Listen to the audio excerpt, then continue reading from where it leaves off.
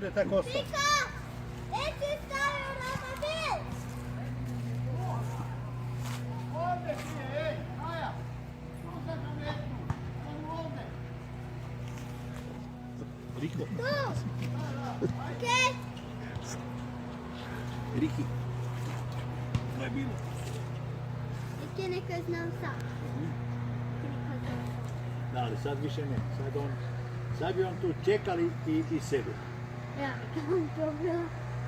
Mislim da Ovdje neko... će ti popeti gore i igre.